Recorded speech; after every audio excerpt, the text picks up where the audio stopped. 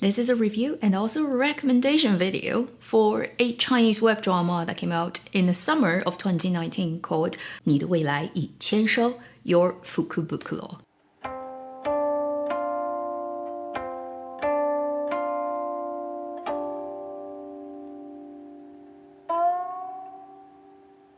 Hi, you're watching an Avenue X, where a junkie on good storytelling shares their thoughts, knowledge, and occasional weird ideas on stories and how they're told. First, if you like this video, please click like and also remember to ring the bell so you get the notification. And sometimes even if you ring the bell, you will still not get the notification. Hey, but let's just hack it in the best way we can. Every little helps. If you've been following my channel for a while, you probably know 2019 Chinese drama land, pretty much a fiasco year, I would say. But this small, really short, and hardly ever heard of drama is one of those ones I consider the really powerful ones to pull the whole ship up so that it doesn't completely sink. 你的未来已签收 Chinese literal translation would be your future has just been signed and received. And the English title Your Fukubukuro is because in the drama there's this Fukubukuro thing, which is a Japanese New Year kind of good fortune thing that people buy that are looking exactly the same like a sack, and it has fuku or fu in Chinese, good fortune written on it, and you don't know what's inside until you buy it and open it up. And in the drama, this is a very essential prop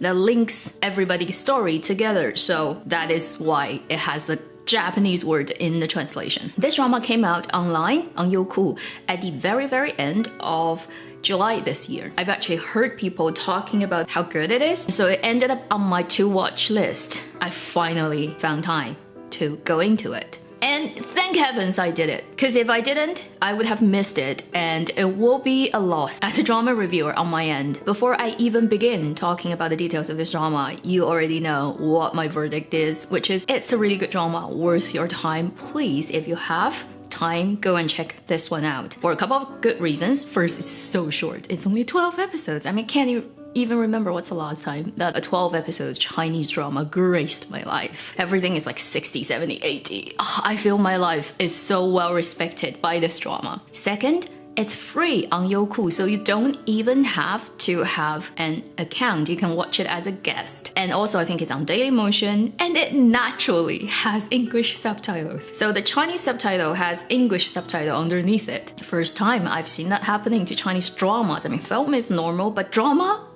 I was like, oh my god, this is so cool. If you don't have Dailymotion or whatever, like, you can actually watch it on Youku. I don't think IP would be a problem to stop you, but if you do have problem, just use Chrome browser and then download Unblock Youku plugin, and you're fine. You can watch all 12 episodes. I binged this drama over the weekend from 4 p.m. to 11, during which time I also made dinner, so that's enough time for you to actually watch through the whole thing without skipping. I really needed that boost to make me not completely lost faith in Chinese drama. I am so happy that I found this one, so I'm wearing happy on me to make this video. Let me first quickly introduce you to the premise of this drama, because it's a quite rare breed that you don't really see happening very often in Chinese drama land, and then I'm gonna talk about the things I really love about this drama. This is a short drama that is ensembled, so there's no clear lead characters, or it's a story about one person or two people, a central CP. No, it's actually about many stories happening in one very close proximity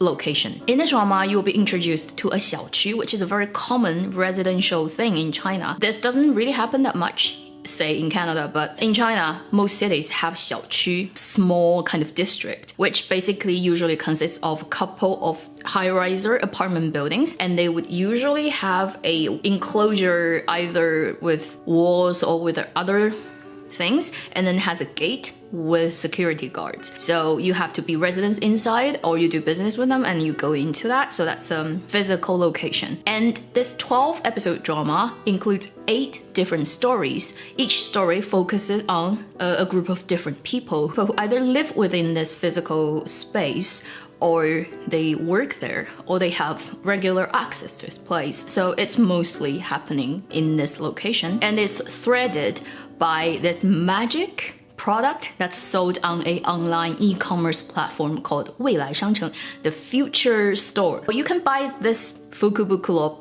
bag from this store, which is really expensive. It's like 688 Chinese RMB, so it's like what, $100 roughly. When it's shipped to you, you open it, it has different things in it. Sometimes it doesn't have anything, but it has magic. It suddenly changes some aspects of your life. Sometimes it gives you a very powerful tool to do something, or it gives you access to something special, or it delivers something from your future. It depends on what you need at the time. When you get this thing, it would actually be deeply connected to the story that the camera is filming on. Basically, it will affect this character's most important problem in their life at that point. So clearly, this is actually a plot device. This is a clever, dramatic plot device used to tell actually extremely well-grounded different type of issues that people have in their contemporary big metropolis life in China that are very well thought out, cast a quite wide net in terms of what the themes each story is trying to explore, and with a couple of through-line characters such as the security guard at the gate that shows up in every episode, such as the courier service guy, the very cute guy who dresses like a cow because their company is Niu Niu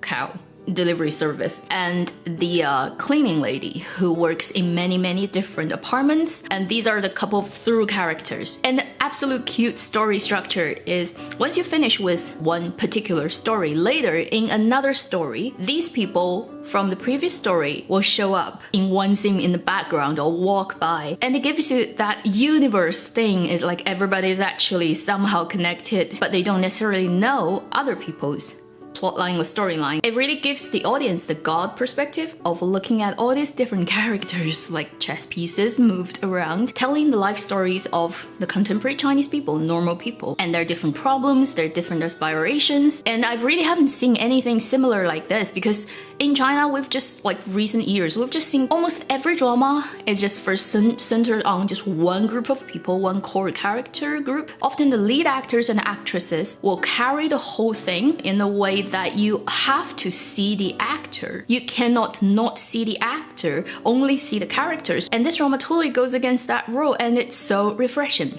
So that leads me to talk about the good things I love about this drama. First thing, it is ensemble drama. Nobody stands out as the lead characters. There are through-line characters, but no one is absolutely the definitive main character. Also, most of the actors are relatively unknown. I only recognized a couple of faces that I've seen from previous other stuff that I know. And the cool thing about that is it immediately get me into their characters' specific stories. Because I don't know about the actresses or actors, any of their previous work, I have no preconception of them. So I only see the story, and that is such a great choice this drama made. And probably because it's cheap to do that. If you pick a big name, your budget is like, so none of the actors and actresses are well known. Even for me, who has been like doing reviews and watched so many Chinese dramas every year, most of them are like unknown to me, but they are good.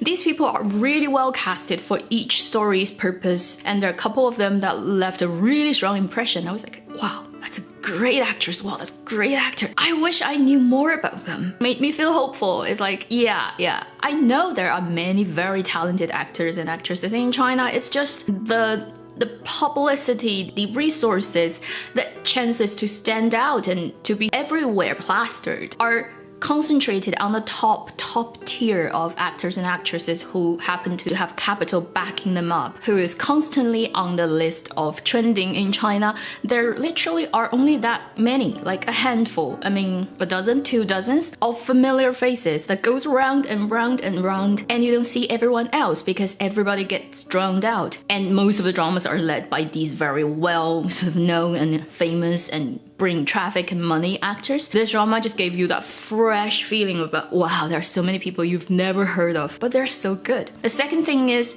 I really like how the story is filmed, structured, from the visual, from the music, from the editing, the pacing, even like when they add special effects and how they do it. It gives you this strong sense that the person who is in the sort of main charge, right, of the creative process. Either, I'm not sure for this drama whether it's the director who is doing mostly that, or producer, whoever that team is, or the core team who are deciding for everything that happens that you see, are the people who know exactly what they're doing. They're very matured drama makers. They know how to do it. Later, I'm going to talk about a little bit research I've done on the director, and I think that kind of explains some of the things, the cues that I can get from watching this drama. It's like, oh, okay, they did that, they did this choice, they just filmed it in this particular way, they decided the visual looks like this. From the mise-en-scenes in the sort of physical frame to how they tell it with camera movement, how they edit it together, how they structure the whole thing, I'm like, okay, this is a team that knows exactly what they're doing. It's already much better than most of the shitty Chinese dramas that you see every year. I think it's by no means a masterpiece of like the best drama ever, but it's just done in such a way that you feel safe, like you're in good hands. Like the people who are delivering this content to you know what they're doing. And I haven't felt like that for so long in Chinese drama land. And it should be standard. Like it actually should be what everybody at least need to be qualified to do to get into this industry and produce stuff, but that's not the case these days in China. But this drama just reminds me of that. Third thing, obviously, is the story, the plot. Very, very grounded and well written. It doesn't mean it's fully sort of gritty, heavy, that intentional groundedness. It's not that way, but it's not idolized, beautified either. So it's walking that very comfortable zone. And after I watch this, I can actually recall all 8 stories, what they're about. So that shows like the script is really solid. When you binge dramas in one go, you tend to kind of like mix up in your head about what you've seen afterwards. But I can actually recall all 8 stories very clearly. So that's the overall view of this drama. Obviously, the interesting twist that happens in each story is there for you to discover. Finally, I did a little bit digging about the background of this drama. Because I think the drama is so poor in terms of like they have no promotion budget, literally like probably no money allocated to that. Their official account on Weibo is like not followed by like anyone, like probably less than my account in terms of how many people are following me. And it's like, we have no money, you know, help us to send the word out. And I was like, I should have discovered you earlier, but end of July, I was still chasing on the Untamed, and also I was traveling around, so I had no time to actually sit down and watch it. But I think it's not too late. I discovered it now, and I really, really want to promote this drama for this poor drama that seems to have no budget for it, because it's really worth your time. The best Chinese contemporary dramas I've seen in 2019 totally doesn't waste your time, totally doesn't disrespect you as an audience's intelligence and taste. And also look at the director. She's like a really interesting person. She has like a lot of talents. She does a lot of different things. She graduated from Peking University and then went to University of Florida to study film. She is a director, actress, editor. She also does rhythmic gymnastics.